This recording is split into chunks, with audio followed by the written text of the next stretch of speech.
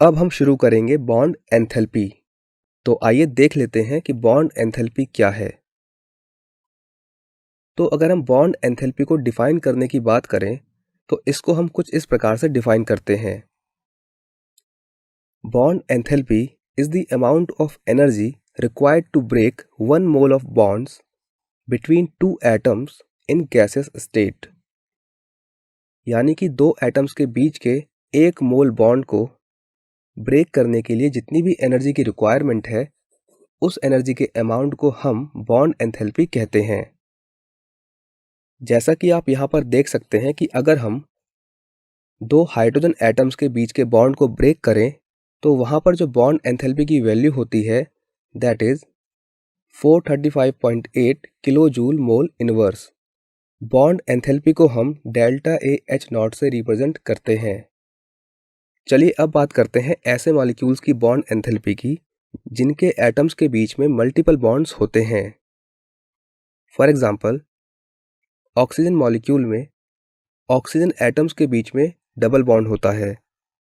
तो जब हम इस बॉन्ड को तोड़ते हैं तो इस बॉन्ड को ब्रेक करने के लिए जो हमारे पास बॉन्ड एंथैल्पी की वैल्यू होती है वो होती है 498 किलो जूल मोल इनवर्स।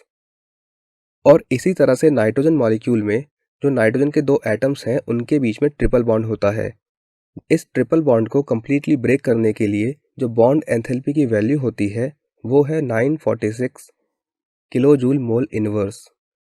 यहाँ पर दी गई बॉन्ड एंथैल्पी की वैल्यूज से हम ये ऑब्जर्व कर सकते हैं कि सिंगल बॉन्ड, डबल बॉन्ड और ट्रिपल बॉन्ड को जब हम ब्रेक करते हैं तो सिंगल बॉन्ड के केस में सबसे कम बॉन्ड एंथैल्पी होती है, यानी कि उसको ब्रेक करने के लिए कम एनर्जी की ज़रूरत है।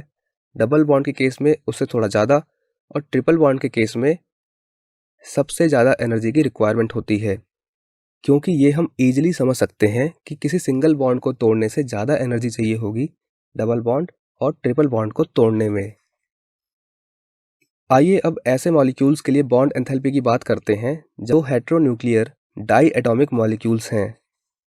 इसका मतलब होता है कि वहाँ पर जो एटम्स होंगे वो डिफरेंट होंगे। जैसे कि हाइड्रोजन फ्लोराइड, यहाँ पर जो बॉन्ड एंथैल्पी की वैल्यू है वो है 565 kilo joule mole inverse. HCl के लिए ये वैल्यू होती है 431 kilo joule mole inverse. HBr के लिए ये वैल्यू होती है 362 किलो जूल मोल इनवर्स। और HI के लिए ये वैल्यू होती है 295 किलो जूल मोल इनवर्स। इसका मतलब ये है कि HF को ब्रेक करने के लिए सबसे ज़्यादा एनर्जी चाहिए जबकि HI को ब्रेक करने के लिए सबसे कम एनर्जी चाहिए। अब क्वेश्चन ये है कि ऐसा होता क्यों है। तो इसका मेन कारण ये है कि जो HF है इसका बॉन्ड सबसे छोटा होता है और छोटे बॉन्ड को ब्रेक करने के लिए हमको ज़्यादा एनर्जी की रिक्वायरमेंट होती है। और जैसे जैसे हम हैलोजन्स में नीचे की तरफ आते हैं तो हैलोजन एटम्स का साइज बढ़ता है जिसकी वजह से आयोडीन, फ्लोरीन, क्लोरीन और ब्रोमीन से साइज में काफ़ी बड़ा होता है। इसी वजह से जो HI की बॉन्ड लेंथ है वो सबसे ज़्यादा होती है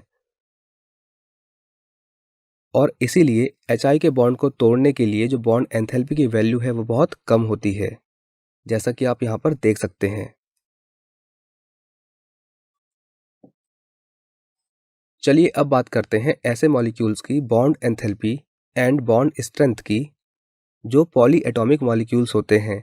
इसका मतलब ये है कि इस केस में जो मॉलिक्यूल्स होंगे उनमें मोर देन 2 एटम्स होंगे। इसका एक अच्छा एग्जाम्पल है वाटर मॉलिक्यूल जिसमें 2 हाइड्रोजन एटम्स होते हैं और एक ऑक्सीजन एटम होता है। तो जब हम वाटर मॉलिक्यूल्स में से पहला हाइड्रोजन ब्रेक करते हैं उसके लिए जो बॉन्ड एंथैल्पी की वैल्यू होती है delta A H one not, उसकी वैल्यू होती है 502 kilo joule mole inverse. But अगर हम बचे हुए OH में से दूसरे H को रिमूव करते हैं तब बॉन्ड को ब्रेक करने के लिए जो एनर्जी की वैल्यू होती है delta A H two not वो होती है लगभग 427 किलो जूल मोल इनवर्स। तो यहाँ पर हम देख सकते हैं कि हमने हर बार ऑक्सीजन से हाइड्रोजन को ही रिमूव किया है, लेकिन दोनों ही बार वैल्यूज अलग अलग आई हैं। इसीलिए ऐसे मॉलिक्यूल्स के लिए बॉन्ड स्ट्रेंथ को मेजर करना थोड़ा सा कॉम्प्लिकेटेड होता है। तो स्टूडेंट्स, क्या आप ये सोच सकते हैं कि ऐसा क्यों हुआ होगा? चलिए जान लेते हैं। इसका मेन कारण ये है कि बॉन्ड स्ट्रेंथ और बॉन्ड एंथैल्पी ये डिपेंड करती है एटम्स के एनवायरनमेंट पे। जैसा कि जब हमने वाटर मॉलिक्यूल लिया तो वहाँ पर 3 एटम्स थे और हमने पर्टिकुलरली किसी एक हाइड्रोजन के बॉन्ड को ब्रेक किया, तो उसके लिए हमें कुछ एनर्जी की रिक्वायरमेंट थी, जैसा कि आप यहाँ पे देख सकते हैं। बट ब्रेक होने के बाद जो हमें मिला वो मिला एक तो गैसियस हाइड्रोजन एटम और दूसरा हमें मिला OH जो कि गैसेस स्टेट में था। तो अब हमें H2O से बॉन्ड को ब्रेक नहीं करना है, हमें करना है H और O के बीच के बॉन्ड को ब्रेक, यानी कि यहाँ पर एनवायरनमेंट कंप्लीटली चेंज हो चुका है। इसीलिए इस बार जो हमारे पास बॉन्ड एंथैल्पी की वैल्यू आई वो डिफरेंट है। तो अब क्वेश्चन ये है कि वाटर मॉलिक्यूल के लिए हम बॉन्ड एंथैल्पी की वैल्यू हर बार इन 2 टर्म्स में लिखेंगे या हमारे पास इसका कोई सॉल्यूशन है और हम एक ही बार लिखकर वाटर की बॉन्ड एंथैल्पी को शो कर सकते हैं। तो हमारे पास इस क्वेश्चन का आंसर है मीन और एवरेज बॉन्ड एंथैल्पी, यानी कि ऐसे मॉलिक्यूल्स की एंथैल्पी को हम मीन और एवरेज फॉर्म में दिखाते हैं। इसका फॉर्मूला होता है मीन और average bond enthalpy is equal to total bond dissociation enthalpy upon number of bonds broken. तो चलिए वाटर के लिए इसको कैलकुलेट कर लेते हैं। तो वाटर के केस में अगर हम एवरेज बॉन्ड एंथैल्पी कैलकुलेट करेंगे तो इसकी वैल्यू आएगी first bond enthalpy plus second bond enthalpy divided by 2, जिसको सॉल्व करने के बाद हमें मिलता है 464.5 किलोजूल मोल इनवर्स। तो वाटर मॉलिक्यूल के केस में हम बॉन्ड एंथैल्पी के लिए कहेंगे कि मीन और average bond enthalpy of water molecule is 464.5 kilojoule mole inverse. आइए अब समझते हैं कि बॉन्ड ऑर्डर क्या होता है। तो स्टूडेंट्स, बॉन्ड ऑर्डर से हमारा मतलब होता है the number of bonds between the 2 atoms in a molecule. तो इट इज़ वेरी सिंपल कि किसी मॉलिक्यूल में 2 एटम्स के बीच में जितने भी बॉन्ड्स होंगे उन्हीं को हम बोलते हैं बॉन्ड ऑर्डर। जैसा कि आप यहाँ पर देख सकते हैं H2 मॉलिक्यूल में केवल एक ही बॉन्ड है, तो इसलिए उसका बॉन्ड ऑर्डर 1 है।